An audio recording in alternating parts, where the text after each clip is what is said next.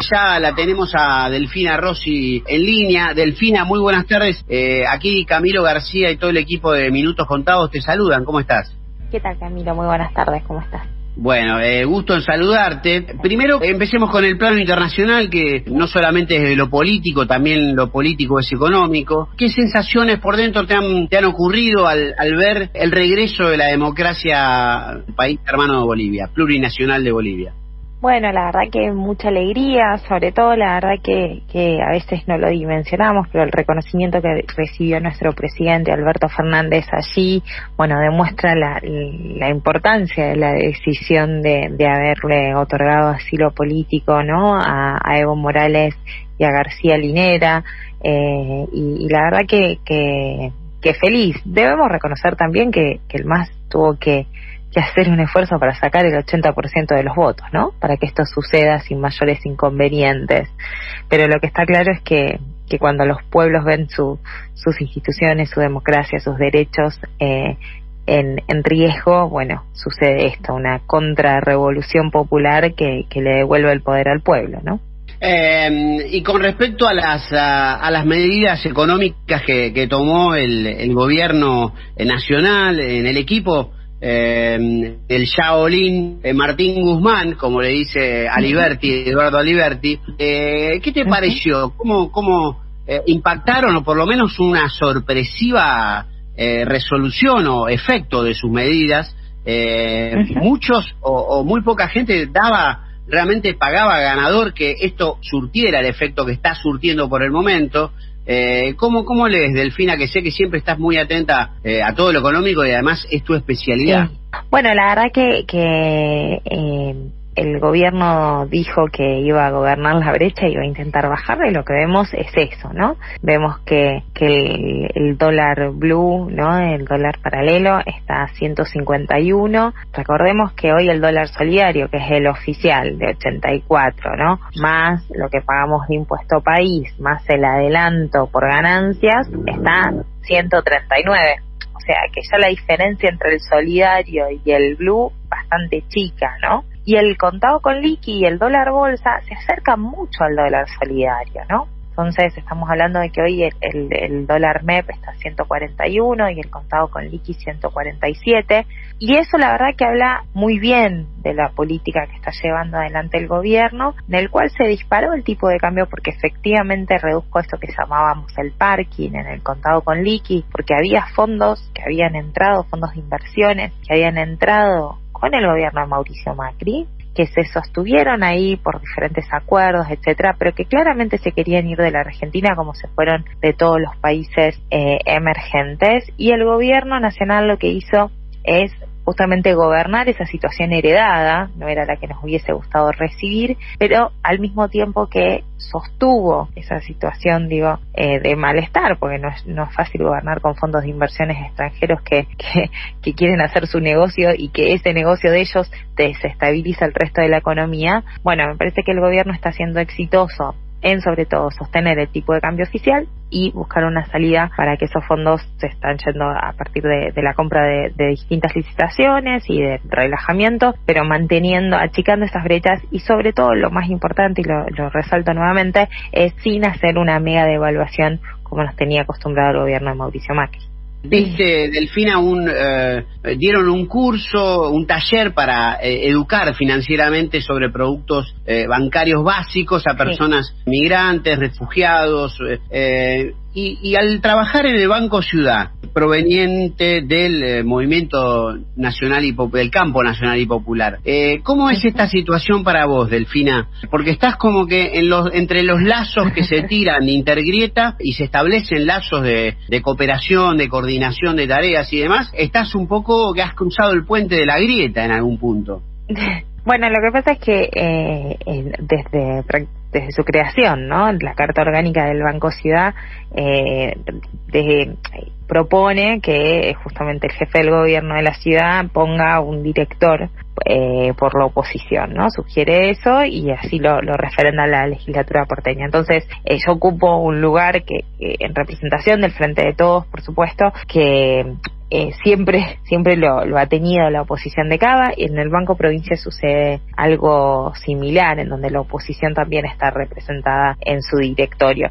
Y creo que más allá de lo que vemos de la grieta, ¿no? Me parece sumamente saludable que para instituciones que necesitan ser estables, el sistema financiero necesita ser estable, necesita dar estabilidad, se mantenga esta representatividad. Por supuesto, podré tener mis mayores o menores diferencias con la gestión, pero en lo fundamental, la verdad que con el presidente del banco, Guillermo Laje, compartimos, la idea, lo más importante es que el banco tenga saneadas sus cuentas, de que no haga locuras y que acompañe a los pequeños comerciantes. En esto, por suerte, hubo una política y se intenta tener una política para pequeños comerciantes. Yo, por supuesto, quiero que siempre se haga más y se tenga mayor presencia del Banco Ciudad en los barrios más postergados de nuestra ciudad, y que se haga un trabajo para comerciantes y para pymes, pero se trabaja en esa línea, así que en ese sentido estoy contenta de acompañar la gestión, ¿no? Creo que cuando uno tiene que ponerse a remangarse y ponerse a trabajar, las decisiones que tiene que tomar son las mejores para la empresa. Para eso nos votó la legislatura porteña, estamos cuidándole las cuentas del banco, que es el banco de los y las porteñas, y ahí me parece que hay poca grieta, hay poco margen. Después uno, intenta tener mayores o mejores ideas y aportar en ese camino. Lo fundamental, para que se entienda, acá no es que los bancos públicos hicieron su fiesta durante el macrismo porque sí, la malversación de los fondos, principalmente del Banco Nación, fue por un proyecto político nacional, no es que lo decidió solo González Fraga sentado en el Banco Nación, ¿no? Lo decidió con un conjunto y con una serie de políticas que tenían que ver con el resto del modelo. Cuando nosotros tenemos el gobierno nacional y controlamos el Banco Central, que es el regulador de los bancos, la verdad que es mucho más fácil que los bancos públicos orienten su función a dar crédito, a incluir, a garantizar determinados préstamos a las pymes, como se ha hecho durante toda la pandemia. Sí, incluso Delfina, estamos hablando con Delfina Rossi, le cuento a nuestros oyentes, el Banco Ciudad en algún punto salvó la ropa cuando le negó a Mauricio Macri una transferencia grosera, onerosa, impúdica e inexplicable de dinero a Vicentín, algo que sí ocurría a raudales desde el Banco Nación. Bueno, por eso digo, en general los bancos públicos están muy protegidos por sus propios trabajadores, en primer lugar, siempre lo han estado, han estado muy protegidos por los trabajadores. En eso la bancaria tiene un rol fundamental y lo quiero resaltar, pero después, la verdad, sí, con Sergio Palazzo a la cabeza, tienen un rol clave, yo creo, en la defensa del sistema público bancario, Banco Nación, Banco Ciudad, Banco Provincia y el Vice también. Y después, insisto, el Banco Ciudad particularmente también tiene una línea gerencial muy profesionalizada, en donde defienden a la institución y es lo que corresponde. La verdad que el Banco Ciudad es una institución histórica en la Ciudad de Buenos Aires que nació de los empréstitos, ¿no? De tomarle la prenda a comerciantes, a los habitantes porteños, de las joyas, de un cuadro, de esto, para darle un préstamo y que después lo pudieran pagar y recuperar, ¿no? Es un banco que tiene mucho que ver con la vida comercial de la ciudad. Insisto, yo quiero que esté más presente, que haga más, que lo sintamos más propio y está trabajando en ese camino, ¿no? En esta gestión hemos abierto un cajero enfrente de la Villa 1114, se está trabajando para abrir una sucursal en la Villa 31, en el barrio 31. Tenemos también una sucursal en el Elefante Blanco, en Ciudad Oculta. Y entonces estamos trabajando con esos dispositivos que el banco ya tiene para acercarlos aún más y mejor a todos y todas las vecinas de la ciudad. Delfina, ¿qué tal? Muy buenas tardes. Se acerca este fin de año, quizás es un momento de definición para la economía. Estuvo una comitiva del FMI, tendría que venir ahora en este mes otra comitiva. ¿Cómo ves la refinanciación para cerrarla, si se podrá cerrar este año y cómo está encarada la situación? La verdad que yo espero que el gobierno la cierre, la renegociación este año. Creo que eso es lo que le va a terminar de dar el impulso de estabilidad que necesita el gobierno para cerrar el año y poder continuar recomponiendo o intentar empezar a recomponer las reservas internacionales. Creo que la negociación, por suerte, viene con un cambio de época por parte del Fondo Monetario Internacional, ya que lo hemos escuchado en reiteradas ocasiones al fondo, a Kristalina Georgieva y también a su economista jefe, resaltar la necesidad de tener políticas económicas expansivas en el marco de la pandemia del COVID-19, reconociéndola como la peor crisis mundial que vivimos, ¿no? Del cual tenemos registro, excepto las crisis de las épocas de las guerras mundiales, ¿no? Entonces, en ese marco relativo en el cual nos movemos, la verdad es que no se comprendería que el Fondo Monetario Internacional cambie su discurso para con la Argentina, ¿no? Me parece que sí, que como se sabe, es una negociación en el cual se van a tener que acordar una serie de políticas. Nuevamente, esta es la herencia que nos dejó Mauricio Macri, ¿no? Le entregamos un país desendeudado y nos devolvió 44.000 millones de dólares que le debemos al Fondo Monetario Internacional, con un programa que, recordemos, el memorándum firmado por Mauricio Macri era nefasto, hasta daba como garantías parte de nuestros recursos naturales.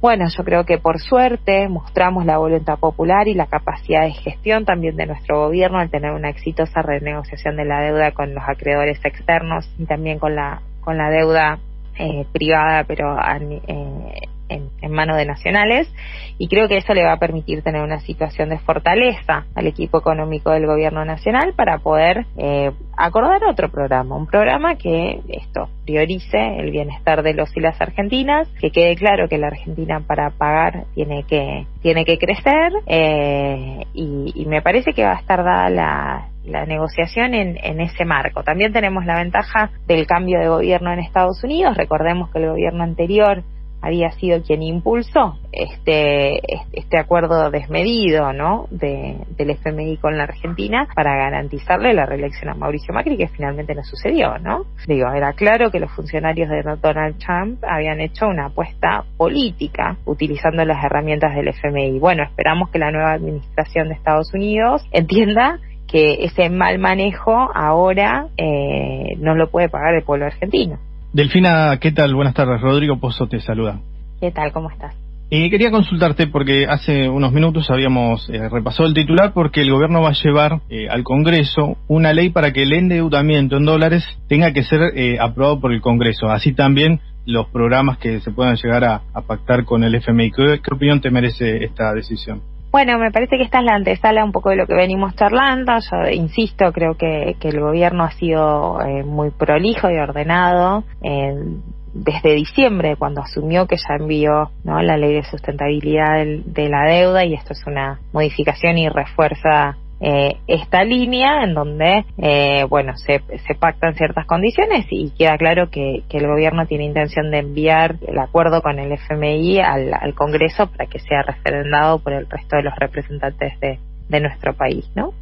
Además, recordemos nuevamente, Mauricio Macri llegó y lo primero que hizo fue levantar una ley similar que había dejado Cristina Kirchner, en donde decía que el endeudamiento externo debía pasar por el Congreso de la Nación, ¿no?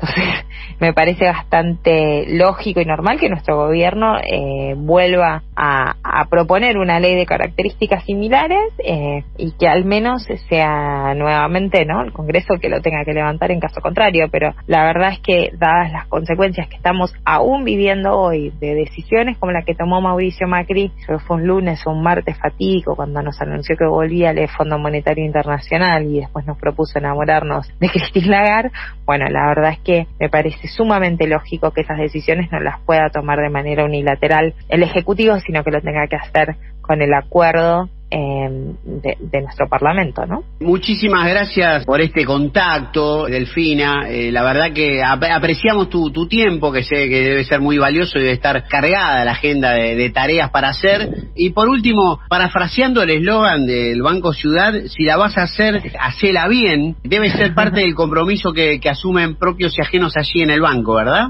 ¿Se imprime esta lógica o quedó en el eslogan de publicitario? Yo creo que se intenta, y todos y cada uno de los trabajadores, sobre todo, recordemos que los trabajadores y trabajadoras bancarias han sido esenciales desde el minuto 1, excepto las primeras semanas que estuvieron cerrados los bancos en sus sucursales, no en la cuestión operativa, pero están poniendo el cuerpo en la pandemia, atendiendo las sucursales con protocolos, garantizando los servicios bancarios. Así que la verdad es que yo quiero resaltar sobre todo eso, ¿no?